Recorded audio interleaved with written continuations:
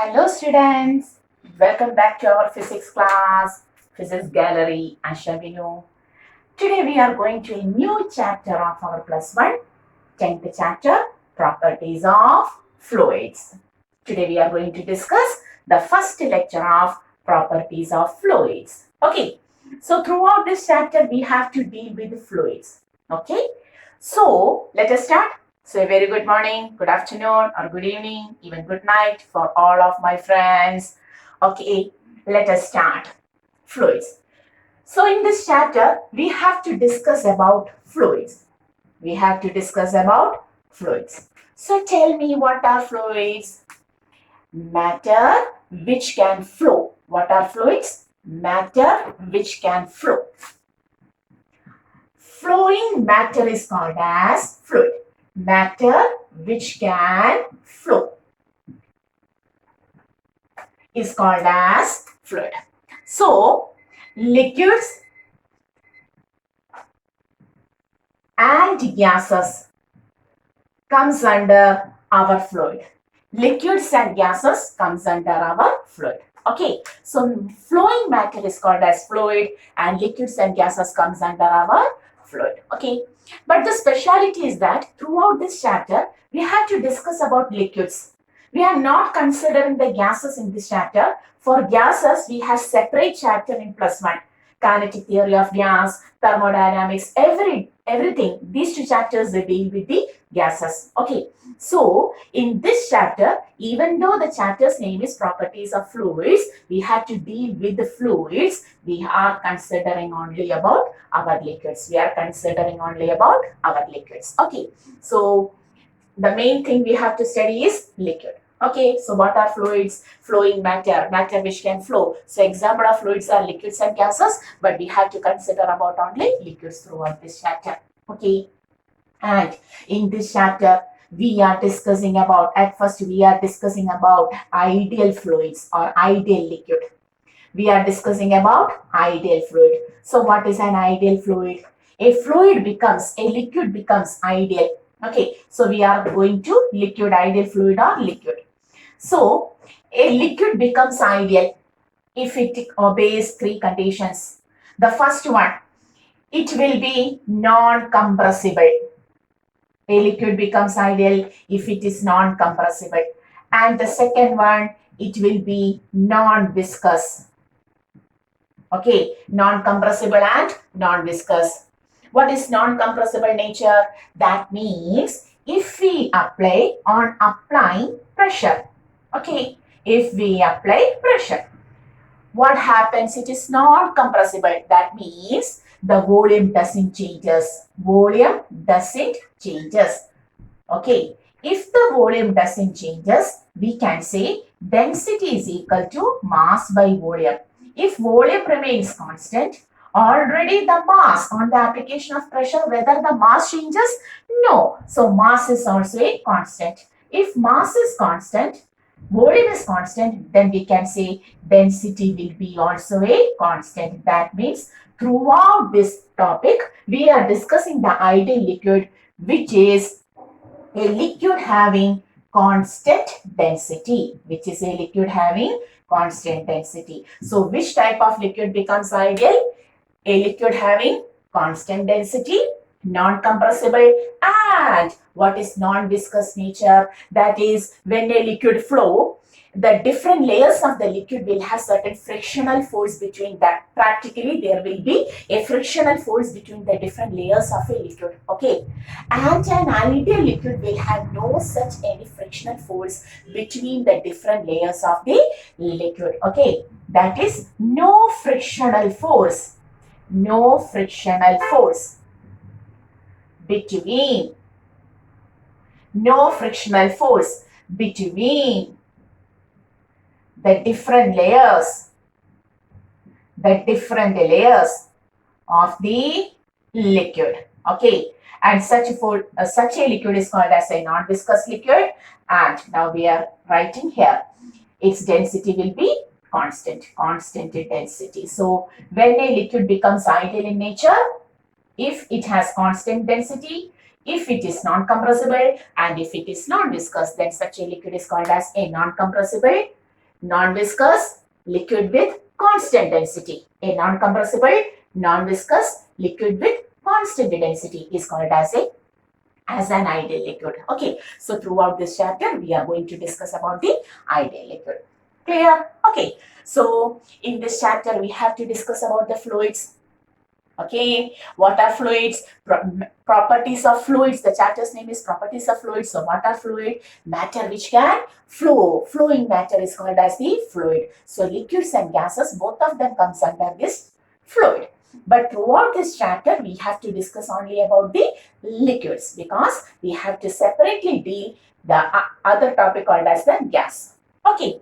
And what is an ideal liquid? A liquid becomes ideal in nature if it has constant density, if it is not compressible, that is on applying the pressure, no change in the volume, and it is not compressible, no frictional force between the different layers of the liquid. There must be no frictional force between the different layers of the liquid.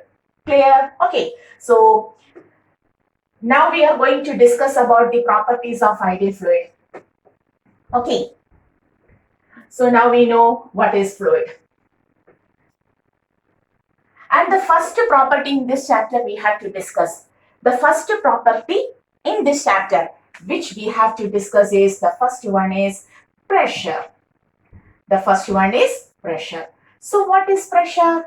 Do you know what is pressure? Suppose this is a given surface and an external agent provides some force to this surface. An external agent, what is the direction? Yeah. An external agent provides some force F to this surface. How the F is acting? The force is normal to the given surface. Okay, now the force acting on the surface is normal to the surface. That means a normal force acts on this surface. Then we can say this force exerts some pressure. So what is pressure? It is the normal force acting per unit area of a given surface. So how to define pressure? How to define pressure? It is the normal force. It is the normal force acting per unit area. Acting per unit area of the given surface. Okay, so we can write pressure is equal to normal force per unit area. Normal force per unit area. This normal force is also called as thrust. The normal force is also sometimes called as the thrust. So we can write normal force is also called as thrust. Clear? So we can write thrust per unit area. Thrust per unit area is also pressure. So how can we define pressure? Yes, along with me, say pressure is the normal force per unit area, acting per unit area, or the thrust acting per unit area. Clear? And what is its unit? Now, unit. In SI system, its unit is taken as force, Newton per meter square area. Okay, which is commonly called as Pascal. Which is commonly called as Pascal, PA. Clear? It is also represented as Pascal. Newton per meter square is also called as the Pascal. And we commonly use some other units also. For pressure, we use some other units also. And the commonly used another unit is ATM. ATM, atmospheric pressure. And 1 atmospheric pressure is somewhat equal to 1.01325 into 10 raised to 5 Pascal.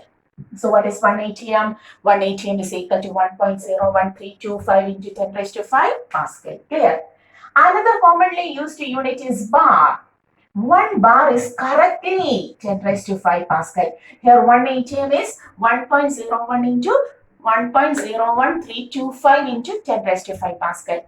And another unit, 1 bar, which is correctly 10 raised to 5 Pascal. Clear? And also we use torr. We use torr. So 1 torr is equal to 133 Pascal. How much Pascal? 1 torr is equal to 133 Pascal. Clear? Okay, so all of these are commonly used unit of our pressure, but the SI unit of pressure is Newton per meter square and also called as the Pascal. Clear? Okay. And which type of quantity is our pressure? It is a scalar quantity. It is a scalar quantity. Okay. Also we can say it is isotropic in nature. It is isotropic in nature. What is isotropic nature? That means the pressure at a particular point, if we consider the pressure at a particular point, it will be uniformly distributed throughout. It will act throughout the directions like this. Okay, so what is the direction of pressure at this point? We can say the pressure is uniformly directed towards each and every directions around it. Okay, and such a condition is called as isotropic nature. Clear? So we can say pressure is a scalar quantity and also it is isotropic in nature. At a particular point, it is directed in all directions. It acts in all directions. Okay, in all possible directions. That is called as the isotropic nature. Clear? So this is pressure. So now we know what is pressure. It is the normal force acting per unit area. Normal force per unit area, also called as the thrust per unit area, and SI unit is Newton per meter square, commonly called as Pascal. Other units are atmosphere, bar, and torr. Okay, it is a scalar quantity and that it is also isotropic in nature. Okay, from a given point, it is directed towards all given possible directions. Okay, then we know what is pressure now. Clear? Okay. Clear? Yes. So, we now know what is pressure. If so, what happens to the pressure? What happens to the pressure as the depth increases? We are going to discuss about the variation of pressure. The variation of pressure with the depth. With the depth.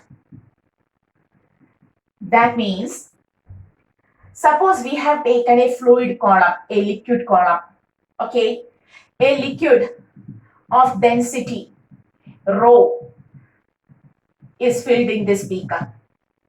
Its density is rho. To find the variation of pressure with the depth, to analyze the variation of pressure with the depth, suppose we have taken a small column of fluid inside this.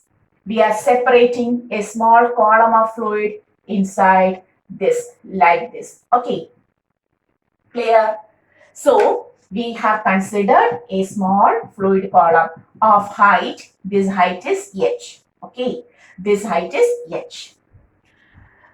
So, we are going to find the variation of pressure with the depth. We want what happens to the pressure as we go to the depth of the fluid column. Okay. To analyze that, at first we are discussing what is the pressure at this region. At this end, the pressure is provided by the atmosphere because it is open to atmosphere. So we are taking P0 as the atmospheric pressure. And here there is a pressure which is provided by the fluid. The fluid of this region provides a pressure here. So on the upper layer of the fluid column, a force is exerted by the pressure. A force is exerted by the pressure, atmospheric pressure. So we can say pressure is equal to force by area.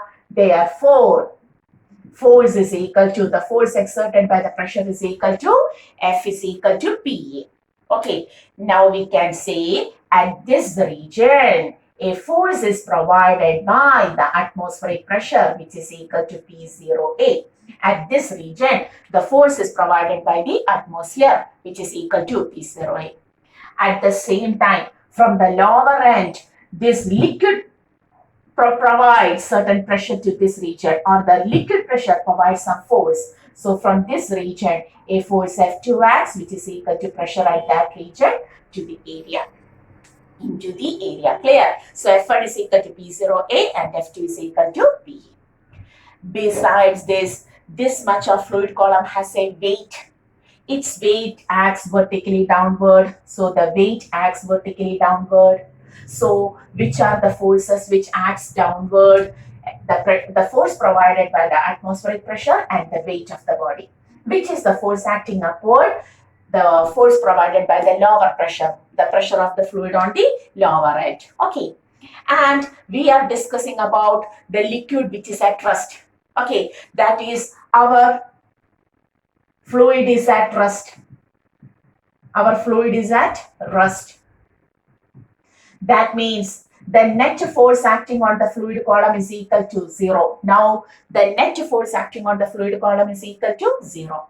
We can say the force upward is now equal to the force downward. Upward force is equal to F2, which is equal to PA, equal to downward force F1, that is P0A, plus the weight W. Okay, so we can write PA is equal to P0A plus, what about the weight? Weight of the fluid column is equal to mass into G. Okay, mass is equal to density into volume into G. The density is given as rho. Okay, so rho into V into G. And what is the volume of this fluid column? Area of cross section is A and this much height is H. Area of cross section A is given and height H is given. Now weight becomes rho into A into H into G. Clear? Now we can write W is equal to rho A H G. Taking A common and cancelling with this A, we can write P is equal to P0 plus H rho G. So what is the pressure at the lower end? At the lower end, we have seen if the upper end contains atmospheric pressure P0, that is, as the depth H increases, what happens to the pressure? The pressure increases by a factor H rho G. This is the upper pressure. So lower pressure is equal to upper pressure plus H rho G, where H is the depth which we have considered. Okay, so as the depth increases, from this equation we can write as the depth increases, the pressure increases by a factor H rho G. As the depth increases, we can write as the depth increases. Okay, the pressure also increases. The pressure also increases by a factor H rho G. Okay, so as the depth increases, the pressure also increases by a factor H rho G. Clear? Okay. So what happens when we move towards the depth of fluid column? When we move towards the depth of the fluid column, the pressure increases by a factor H rho G. Clear? And here, the total pressure is P0 plus H rho G is the total pressure, and this pressure is called as the absolute pressure at that depth. That is called as the absolute pressure at that depth. Can you see this? I will write here. So we can write density into volume into G. W is equal to density into A into H into G. Okay. Also we have written here. Can you see? Yes, why not? P is equal to P0 plus H rho G. This total pressure is called as the absolute pressure. The total pressure at a depth H is equal as the absolute pressure, whereas H rho G is called as the gauge pressure. H rho G is called as the gauge pressure. Clear? Okay. The excess pressure at a depth H is called as the gauge pressure, and the total pressure P0 plus H rho G, this is called as the absolute pressure, and H rho G is called as the gauge pressure. It is called as the gauge pressure. Clear? So now we understood what happens when we move towards the depth of a fluid column. As we move towards the depth of a fluid column, the pressure increases by a factor H rho G. It means that when we move above the sea level to an altitude H, what happens? If when we move towards the depth, pressure increases, then when we move towards an altitude, the pressure also decreases. When we move towards the depth, the pressure increases. So when we move towards an altitude above the sea level, the pressure, yes, decreases. Depth increases. As we move towards the depth, the pressure increases by a factor H rho G. Clear? Okay, so what happens when the pressure, when we move towards a depth H? Clear? Take the notes.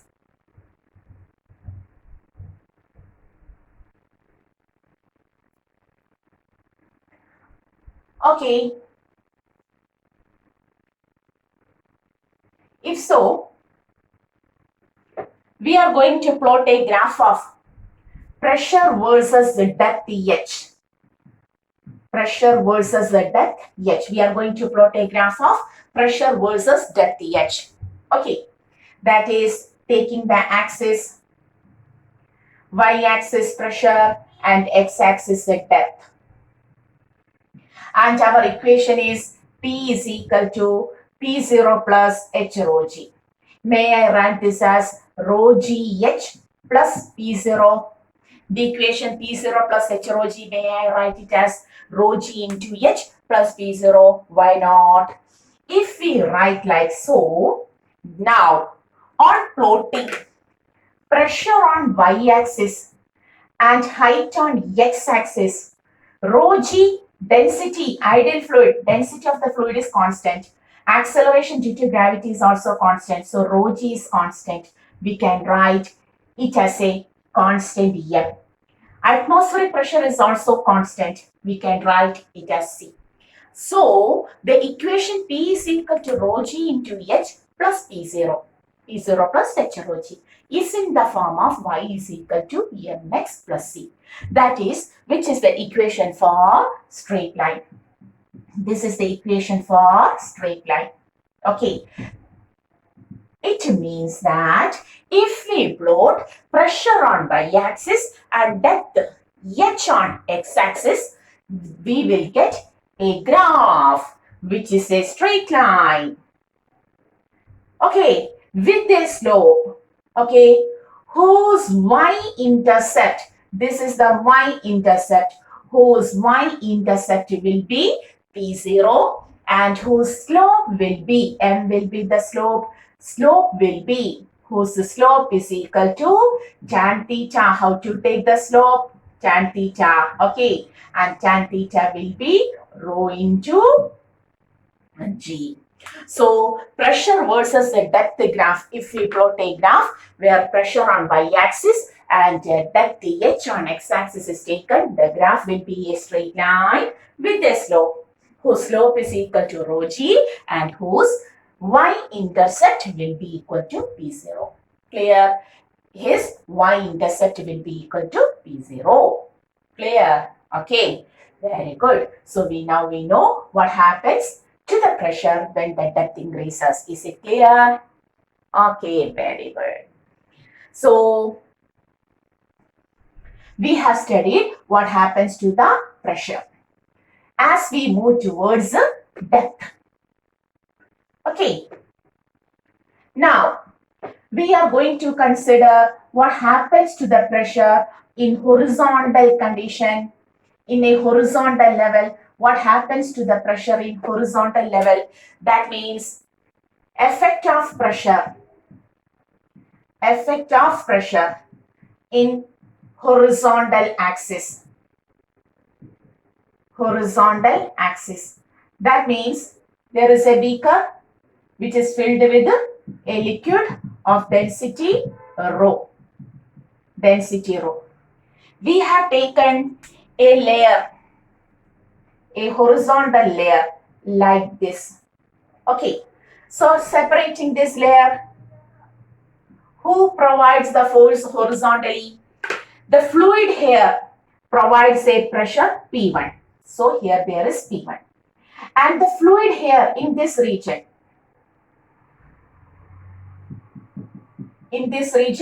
the fluid pressure is P2. So P1 provides a force in this direction, F1.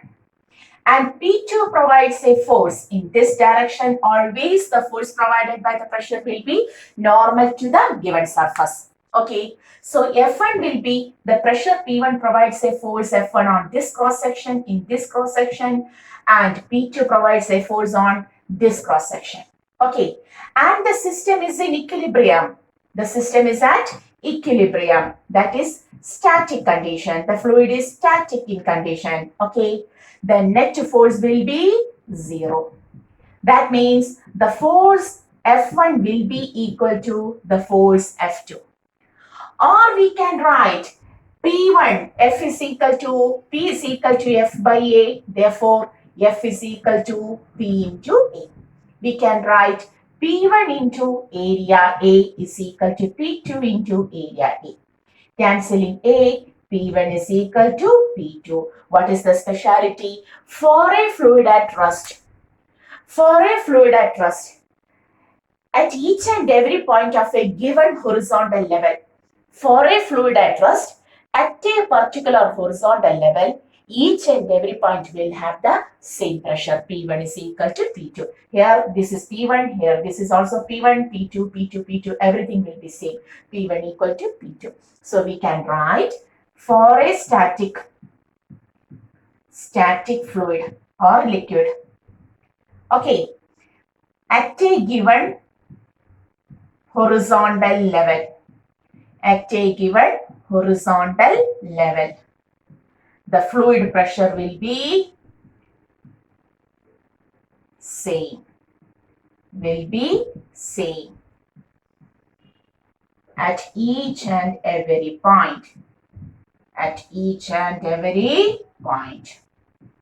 Clear? For a static fluid, at a given horizontal level, each and every point will have the same pressure. Clear? Okay. Clear? And these two statements, these two variations of pressure with the depth and horizontal level is considered in detail by our Pascal, scientist Pascal. And from this experiments, not from this experiments, from this conclusions, from these things, we conclude that for a fluid at rest at a horizontal level, at a given horizontal level, the pressure will be same. Okay, and from this concept, we will reach to our Pascal's law. Okay, so Pascal's law states that the important law related to our fluid is Pascal's law, and Pascal's law states that the first thing is that the statement now we have written for a fluid at rest, the pressure is constant. At each and every point.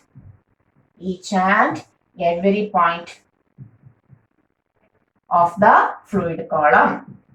Each and every point of the given horizontal level. Of the fluid column. Okay. For a fluid at rest, P is constant at each and every point. The pressure remains constant at each and every point of the given horizontal level of the fluid column. For a given horizontal level like this, at this point, each and every point will have the same pressure. Whereas at this point, each and every point will have this level, each and every point will have the same pressure. Clear? Okay. For each horizontal level, the pressure remains constant. For each horizontal level, each and every point will have the same pressure. Okay. And the second one is that the pressure applied to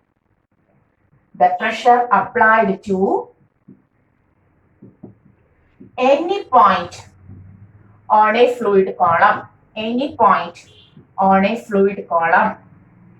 is equally and uniformly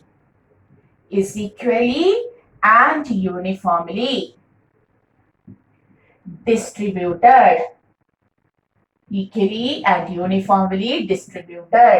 throughout the fluid column.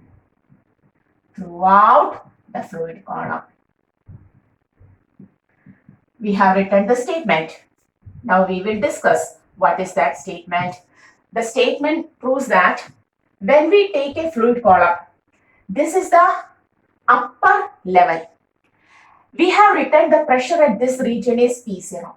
And when we move to a lower level, which is at a depth H, the pressure becomes P0 plus H rho G. We have proved it. When we move to a depth H, the pressure becomes P0 plus H rho G.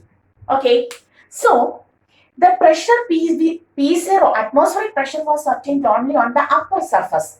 Atmospheric pressure was obtained only on the upper surface. But the lower pressure contains the atmospheric pressure as such. Beside that, an extra pressure of heterology is present. It means that the pressure applied to any point on a fluid column is equally and uniformly distributed. Even though P0 is obtained only on the upper level, P0 is present at each and every point of the fluid column. Okay, so the second statement states that the pressure applied to any point on a fluid column is equally and uniformly transmitted throughout the fluid column. Clear? Okay, so these are the two statements. For a given liquid at a particular horizontal level, each and every point will have the same pressure here, P0. Okay, and here each and every point will have P0 plus heterology. The second thing is that the pressure applied to any point on a fluid column is equally and uniformly distributed throughout the fluid column. Clear? So this is the Pascal's law. Write this.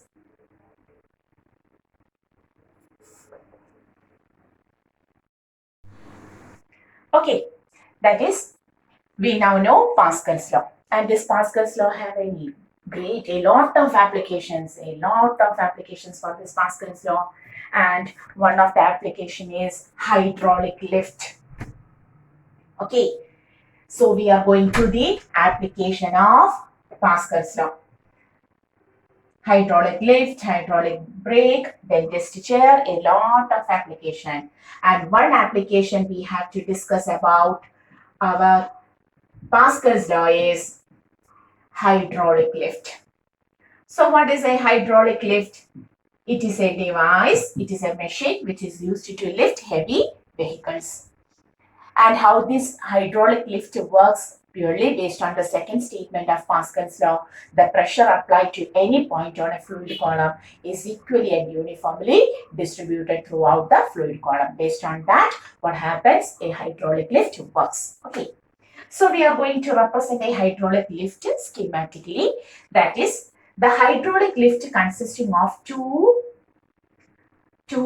arms, a broader arm and a narrower arm. A broader arm and a narrow arm. And the two arms are connected by means of a cylinder. And this cylinder is filled with a fluid. Hydraulic means which will be that fluid? Surely it will be our water. Okay, clear? And this narrow limb consisting of a piston. Whereas the broader limb consists of the platform in which the vehicle to be lifted. The vehicle to be lifted is placed. This is the platform. Here there is the platform where the vehicle to be lifted is kept. Okay, clear? And how it works? When we provide, the piston is small, when we provide a small force F to this piston, which is placed at a small area of cross section A. When we press this piston, when we provide a normal force to the piston to the small cross section area, what happens? Here a pressure is developed. The pressure on the narrow end is developed, and that pressure Pn is equal to force per unit area, because the force provided by us is perpendicular to the unit area. Clear? And according to our Pascal's law, this pressure is uniformly distributed, equally and uniformly distributed throughout the fluid column, so that the same pressure is obtained on the broader end. The same pressure is obtained on the broader end. Okay, that is, we can write pressure on broader end is equal to pressure on narrow end. We have provided the pressure on the narrow end, but the pressure is equally and uniformly distributed, so that the force acting per unit area, here the area of cross section is large. Okay, surface area is large. So force per unit area on the broader end becomes equal to force per unit area on the narrow end. And this force is now sufficiently large to bring or to lift the vehicle. When we provide the values, we can see that this force will be sufficiently large in order to lift this vehicle, even to lift this vehicle. Okay, clear? And thus a hydraulic lift works. So our hydraulic lift contains a narrow limb and a broader limb, which is connected by means of a cylinder. And the whole cylinder is filled with, the whole arrangement is filled with a fluid. When we provide a small normal force to this piston which is provided on the narrow limb, we can see this vehicle is lifted up. Why? Because the pressure applied on this region, the pressure obtained on this region is equally and uniformly transmitted throughout, and we can say the pressure on the broader end will be equal to the pressure on the narrow end. And now the force on the broader end will be sufficiently large even to lift the vehicle. So this is one of the applications which we have to discuss on the basis of our Pascal's law. Clear? Okay, so hydraulic lift. Similarly, trains will have hydraulic brakes. It also works in the same principle. Okay, so we have to discuss only about one. So hydraulic lift is an example for our Pascal's law. Clear? Okay, and now we have said that for a given horizontal level,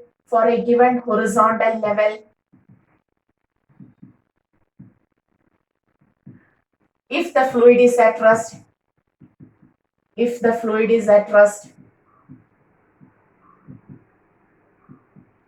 the pressure will be C. We have studied it very well. Okay. So based on that, there is a hydrostatic paradox. What is hydrostatic paradox? Once there was a myth that if we take a vessel like this, having a very narrow limb, then a limb which contains an arrangement like this, and a limb which contains a broader region like this. Okay. We have taken an arrangement like this. So here the area of the limb is small, here the area is moderate, here area is larger. And when we fill water or some other fluid to this vessel, what happens? We can see the level of water in each limb will be risen in same way. The level will be risen in same way. Initially, people doesn't know what is the reason for this. So they have said that this is a paradox. This is a myth. This is a paradox. But later it is clear this is because why the liquid is rising in the same level in all of the tubes. This is because of the pressure. Pressure remains constant at each and every point of a fluid at rest. So this level is C. So we can say the level here, the area is the larger, but it doesn't mean that the fluid will more rise to a lower level or a higher level. Okay, and this concept was initially called as the hydrostatic paradox. Clear? Okay, so we know that, and now can you say what happens for the fluid level?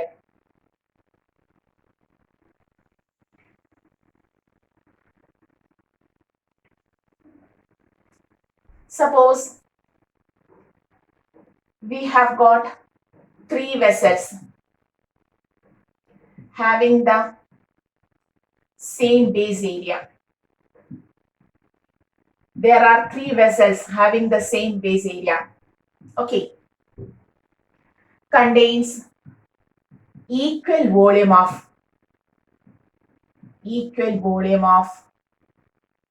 fluid. Same fluid, equal volume of a given fluid. Like this. Suppose the first vessel is like this. The second vessel is like this. Okay. And we take a new one which is like this.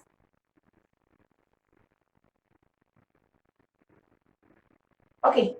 The base area is C. So we can take here it as the base area is C. this area is same for all the vessels. Okay, base area is same for all of the vessels. So we have got three vessels, X, Y and Z. Equal volume of fluids are filled in all of the 5 liters. For example, 5 liter of same fluid is filled in all of the three. Then what about the pressure in X, pressure in Y and pressure in Z? We have to find what about the pressure in X, pressure in Y and pressure in Z at the lowermost point. Can you say what will be the pressure, whether the pressure in the three vessels will be same or different? Can you say? So how to calculate this? How to take this? We know the volume is constant. Here volume is constant. Okay. If volume is constant, we can write A into H is constant. A into H is constant. Or H is inversely proportional to area. H is inversely proportional to area. So when the liquid is poured, as the area, when the liquid is poured into three vessels, as the area increases, the height decreases. Here for this vessel, the area increases. So height will be minimum like this. Okay, minimum like this. Here the area is constant. So height will be moderate like this. Okay. Okay, and in this case, the area decreases. If the area decreases, height increases. Okay, so maximum level of liquid will be like this in this vessel. Here it will be moderate and here will be minimum. Why? Why this? Because height, volume is constant, equal volume of fluid is given, is taken. So V is constant, A into H is constant, or H is inversely proportional to V. So the height depends upon the area of the vessel. As the liquid is filling, if the area remains constant, it goes to a moderate height. If the area increases, the height decreases. If the area decreases, the height will be much more. So height of liquid in Z is greater than height of liquid in X is greater than height of liquid in Y. If so, P is equal to P0 plus H rho G. Atmospheric pressure is constant for all. Density same fluid, equal volume of same fluid. The fluid is same. It is given. Same fluid. That means the density is same, G is same. Then pressure is directly proportional to H. We can say the pressure is directly proportional to H. Okay. Therefore, pressure in Z is greater than pressure in X is greater than pressure in Y. Clear? Okay. So if HZ is greater than HX is greater than HY, we can say PZ is greater than PX is greater than PY, because here pressure, excess pressure is directly proportional to the height. Clear? Okay. So this is one of the question based on this pressure. And clear? Write this.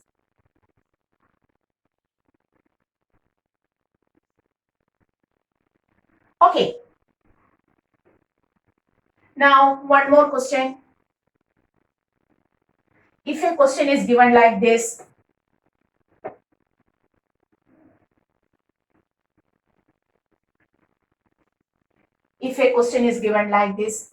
equal mass of three fluids,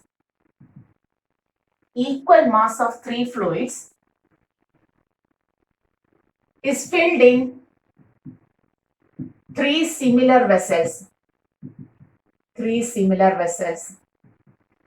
Like this. There are three similar vessels, same type of vessels. Okay. And the three fluids have the density, we can say the three fluids as X, Y and Z. The three fluids are X, Y and Z are filled in three similar vessels. Okay. Then if density of X is greater than density of Y is greater than density of Z. Density of X is greater than density of Y is greater than density of Z. Find the relation of, or find the pressure. Give the relation of the pressure. What about the pressure in X, Y and Z? Okay, pressure in X, Y and Z. That is, give the order of pressure in X, Y and Z. We will write. Give the order of pressure in X, Y and Z. Okay. So now in the question it is given that equal mass of three fluids X, Y and Z are filled in three similar vessels. And if rho X is greater than rho Y is greater than rho Z, give the order of equal masses. We have taken 1 kilogram of fluids X, Y and Z. 1 kilogram of X is filled here, 1 kilogram of Y is filled here and 1 kilogram of Z. Different fluids, so density is different. Okay. Density is given like this, increasing order or decreasing order of density is given. Then what about the height? So how to write? Here we can say the mass is same, or mass is constant. Okay, if mass is constant, right here. So here M is constant, density into volume is constant. Or we can write area into H into density is constant. Okay, area already constant, area of the vessel is same. So H into rho is a constant. Okay, now H into rho is a constant. Area is already constant, so H into rho. Our equation is P is equal to 0, P0 plus H rho G. Okay, our equation is P is equal to P0 plus H rho G. P0 constant, G constant. And now H rho is also constant. Throughout the three fluids, pressure is constant. So if P is constant, what will be the level? X, Y, Z. All of them will have the same height and same pressure. We will write Px is equal to Py is equal to Pz. Okay, because H into rho is constant, P0 constant, G constant. Throughout, Px is equal to, height will never be constant. It doesn't mean the height is constant. Sorry. We will doesn't draw like this. H into rho is constant. Rho maximum for X. So H minimum for X. H, this is X. Then Y. Then Z. Why? Because H into rho is constant. Density of X is maximum. So its height will be, they are inversely proportional. H is inversely proportional to rho now. Density of X is maximum. So height of H will be minimum. But H into rho is constant. Therefore, the Px here, the Py here and the Pz here will be same. Clear? Height will be like this. If the height is the question, the height will be in the order of Hz greater than, Hy greater than, Hx. Clear? Okay, understood. So all of these are the question related to the pressure and height, variation of pressure with height. Take this.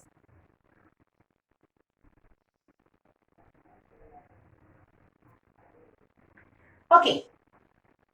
Now, sometimes the question will be like this. There is a pond. What? Pond. P-O-N-D, pond. Okay, there is a pond.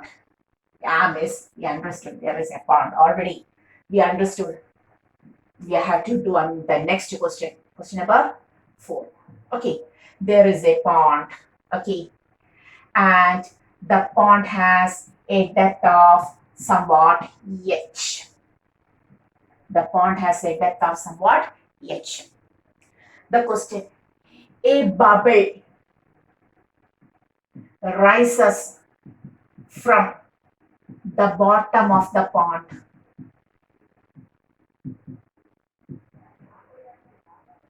A bubble rises from the bottom of a pond. On reaching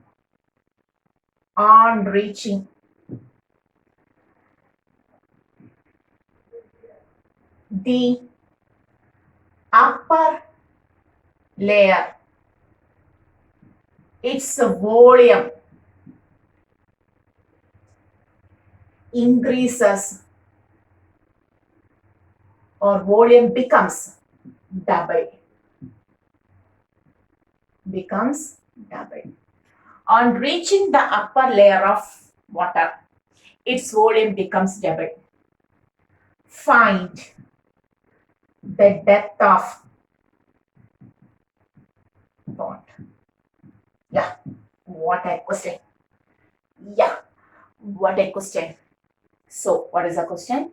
There is a pond of depth h.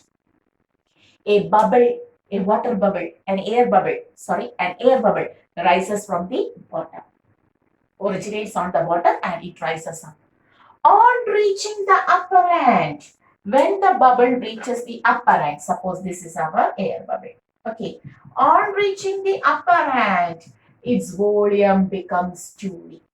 Here the volume was V and here the volume becomes 2V. Then what is the depth? How to do?